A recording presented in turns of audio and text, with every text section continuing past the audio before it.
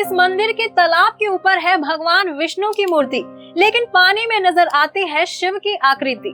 क्या ऐसा संभव है कि पानी के ऊपर आपको अलग आकृति दिखाई दे और ठीक उसी स्थान पर पानी के नीचे दूसरी आकृति दिखाई दे? इसके जवाब में आप कहेंगे नहीं, ये तो बिल्कुल भी संभव नहीं है। लेकिन दुनिया की बहुत सी अजब गजब चीजों और घटनाओं के बारे में आपने बहुत बार सुना होगा। कभी कभी तो आपने अनोखे और अद्भुत मंदिरों के बारे में सुना होगा।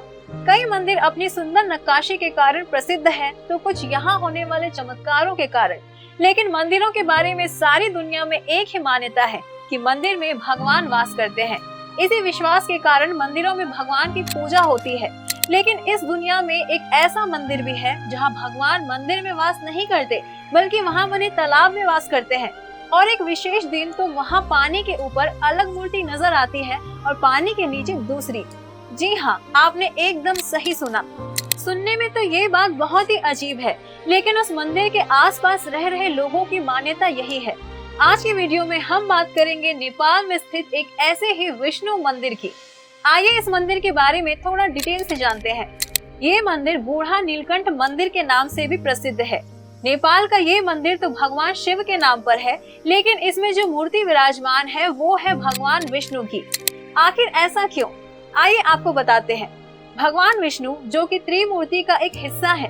त्रिमूर्ति ब्रह्मा, विष्णु और शिव की एक प्रतिमा है। भगवान विष्णु को ही पूरी सृष्टि का रचयिता और पालनहार माना जाता है। इनके बिना सृष्टि की कल्पना भी नहीं की जा सकती। दुनिया में यूं तो बहुत सारे मंदिर हैं, लेकिन आज हम भगवान विष्णु को समर्पित उस मंदिर की बात कर रहे हैं जहां वे मंदिर में न रहकर एक बड़े तालाब में निवास करते हैं। भगवान विष्णु को आपने अक्सर तस्वीरों में देखा होगा। आपने हमेशा देखा होगा वो एक बड़े से समुद्र में शेष नाग पर लेटे हुए दिखाई देते हैं। इस समुद्र का नाम क्षीर सागर है। विष्णु जी की ऐसी ही मूर्ति नेपाल के एक तालाब में बनाई गई है। नेपाल में स्थित बूढ़ा नीलकंठ मंदिर, जिसका एक और नाम नारायणाथन मंदिर भी है, इसे इंग्लिश में ओल्ड ब्लू थ्रोट भी कहते हैं। ये उपाधि भगवान शिव को दूसरे देवताओं द्वारा दी गई थी। ये उपाधि उन्हें एक विशेष घटना के बाद दी गई थी। पौराणिक कथा के अनुसार एक बार जब देवताओं और असुरों ने अमृत पाने की इच्छा से समुद्र मंथन किया था, तो उसमें से अच्छी चीजों के साथ साथ बहुत बड़ी मात्रा में विष यानी कि जहर भी निकला था। ये विष इतना ज्यादा था कि इससे सारी सृष्टि का विनाश हो सकता था। इस सृष्टि को विनाश से बचाने के लिए भगवान शिव ने समुद्र से निकलने वाले इस विष को अपने कंठ में धारण कर लिया था। विष को कंठ में धारण करने के कारण उनका गला नीला पड़ गया। इसी कारण भगवान को नीलकंठ कहा जाने लगा। इस विष के कारण जब उनका गला जलने लगा, तो वो काठमांडू की उत्तर सीमा की ओर गए और अपने त्रिशूल से एक पहाड़ पर वार किया, जिससे एक झील का निर्माण हुआ। इस झील का नाम था गोसाई कुंड झील। ये वही झील है जहां उन्होंने अपनी प्यास बुझाई। ये झील आज भी उसी जगह पर है। गोसाई कुंड को एक धार्मिक स्थल के रूप में माना जाता है। हिंदू पौराणिक कथाओं में गोसाई कुंड को देवी देवता शिव और गौरी के निवास स्थल के रूप में मानते हैं। गोसाई कुंड की उत्पत्ति के बारे में हिंदू शास्त्रों जैसे कि भागवत पुराण, विष्णु पुराण, रामायण और महाभारत में लिखा हुआ है। इनके अनुसार समुद्र मंथन के कारण ही गोसाई कुंड की उत्पत्ति हुई है। गंगा, दशहरा और पूर्णिमा जैसे त्योहारों के दिन इस जल को विशेष महत्व दिया जाता है। नेपाल और भारत के हजारों तीर्थयात्री इस स्थल पर आते हैं। बूढ़ा नीलकंठ मंदिर जिस तालाब में बना हुआ है, उसका स्रोत इसी गोसाई कुंड को माना जाता है। इसी गोसाई कुंड से उस तालाब में पानी जाता है। ये गोसाई कुंड भगवान शिव को समर्पित है। दोस्तों, भारत और नेपाल का नाता युगों युग पुराना है। नेपाल के लोग भारत के मंदिरों में दर्शन के लिए आते रहते हैं और भारतीय नागरिक भी नेपाल में स्थित मंदिरों के दर्शन के लिए जाते रहते हैं। लेकिन नेपाल के इस बूढ़ा नीलकंठ मंदिर में कुछ लोग पूजा नहीं कर सकते। नेपाल के इस प्रसिद्ध मंदिर में आम लोग तो जा सकते हैं, लेकिन नेपाल के राज परिवार से संबंध रखने वाले लोग इस मंदिर में दर्शन के लिए नहीं जा सकते। एक कथा के अनुसार बताया जाता है कि राज परिवार के लोग शापित हैं।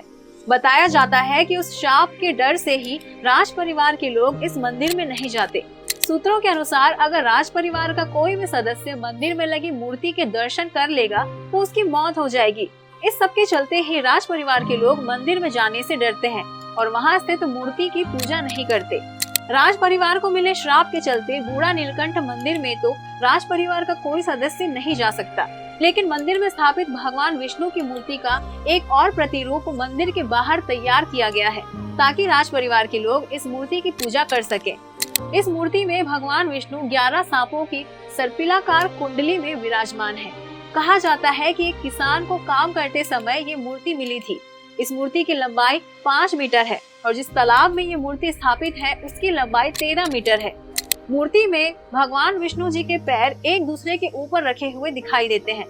वहीं नागों के 11 सिर भगवान विष्णु के ऊपर छत्र बनकर स्थित हैं। इस मूर्ति में विष्णु जी के 4 हाथ हैं। इन हाथों में वो सुदर्शन चक्र, शंख, गदा और कमल का फूल पकड़े हुए हैं, जो उनके अलग अलग दिव्य गुणों को दर्शाते हैं। ये प्रसिद्ध मंदिर नेपाल के राजधानी काठमांडू से 10 किलोमीटर की दूरी पर स्थित है। ये जिस जगह पर स्थित है उसका नाम है शिवपुरी। ये मंदिर इस स्थान का सबसे सुंदर और आकर्षक मंदिर है। ये मंदिर अपने आप में बहुत ही अद्भुत है। इसे देखने पर ही इसकी सुंदरता का एहसास होता है। इस मंदिर के बारे में सबसे अद्भुत और अनोखी बात यह है कि यहाँ भगवान विष्णु ही नहीं बल्कि भगवान शंकर भी विराजमान है। जी हाँ, साल में एक विशेष दिन तालाब के ऊपर तो भगवान विष्णु दिखाई देते हैं, लेकिन पानी में बनने वाली जो छवि होती है वो भगवान शिव की होती है। इसका मतलब ये है कि भगवान विष्णु मूर्ति के रूप में प्रत्यक्ष रूप से वहाँ विराजमान रहते हैं, लेकिन पानी के अंदर भगवान शिव अप्रत्यक्ष रूप से विराजमान रहते हैं। बूढ़ा नीलकंठ मंदिर में शिव जी की ये छवि एकादशी के मेले में देखने को मिलती है। ये मेला हर वर्ष कार्तिक मास की एकादशी को लगाया जाता है। इसमें लाखों की संख्या में भक्तजन उपस्थित होकर भगवान विष्णु के इस अद्भुत प्रतिमा के दर्शन करते हैं। वो भगवान विष्णु को उनकी लंबी नींद से जगाने का प्रयास करते हैं।